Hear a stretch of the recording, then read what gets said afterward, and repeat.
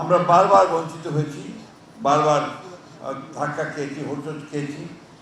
এবার আমাদের সামনে একটি সুযোগ এসেছে। এই জন্য আমি বলছি কথাগুলো যে আপনারা নিশ্চয়ই লক্ষ্য করেছেন যে আমাদের বর্তমান প্রধানমন্ত্রী তিনি কিন্তু বাংলাদেশের নির্বাসিত অবস্থা ফিরে এসে প্রথমে যে কথাটা বলেছিলেন যে আমার একটা পরিকল্পনা আছে। এটা আমাকে অত্যন্ত আকৃষ্ট করেছিল যে তিনি অন্য কোনো কথা বলেননি। করবেন, তিনি চেয়েছেন যেখানে এই দেশটাকে আবার নতুন করে গড়ে তুলতে হবে একটা পরিকল্পনা দরকার। সেই পরিকল্পনায় তিনি কাজ শুরু করেছেন। অনেক চ্যালেঞ্জ, এত বড় বড় চ্যালেঞ্জ রয়েছে যে সেই চ্যালেঞ্জগুলোকে মোকাবেলা করে রাতারাতি সব কিছু হয়ে যাবে এটা মনে করার কোনো কারণ নেই। কিন্তু একই সঙ্গে আমরা অত্যন্ত আশাবাদী হয়ে উঠেছি। আশাবাদী উঠেছি এই জন্যে যে আমরা দেখতে পাচ্ছি যে আমাদের তরুণরা তাদের যে ক্ষমতা দিয়ে, তাদের দেশের প্রতি যে ভালোবাসা দিয়ে তারা যে একটা অসম্ভবকে সম্ভব করেছে, একটা ফ্যাসিবাদকে হাঁটিয়ে দিয়ে একটা গণতান্ত্রিক পরিবেশ সৃষ্টি করেছে, উদার একটা গণতান্ত্রিক ব্যবস্থাকে প্রতিষ্ঠা করবার সুযোগ এনে দিয়েছে। এই জিনিসটা কিন্তু আমাদের জন্য একটা বিরাট পাওয়া বলে আমি মনে করি।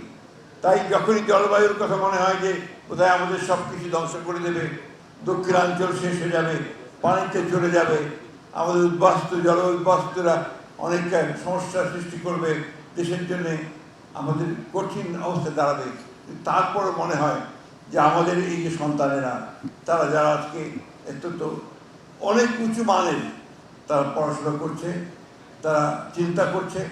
আর আস্তে আস্তে আমার বন্ধু, সাংবাদিক বন্ধু আমার সঙ্গে এসছেন, তিনি বলছিলেন একটা সবচেয়ে বড় যেটা আশার কথা তা হচ্ছে আমাদের ছেলেরা তাদের বুকের মধ্যে তারা কিন্তু বাংলাদেশটাকে, দেশটাকে রেখে দিয়েছে।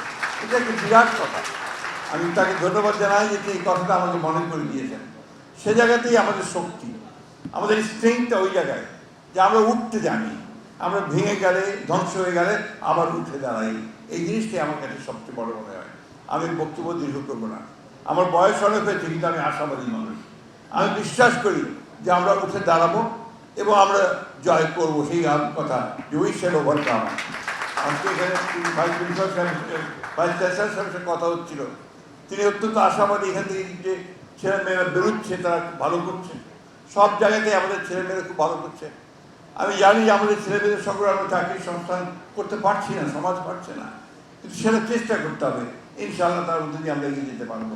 আমাদের মাননীয় প্রধানমন্ত্রী তারেক রহমান সাহেব তিনি ইতিমধ্যে কতগুলো দৃষ্টান্ত স্থাপন করেছেন। সেই পরিবর্তনগুলো যদি আমরা আনতে পারি আমরা অনেক দূরে এগিয়ে যেতে সক্ষম হব।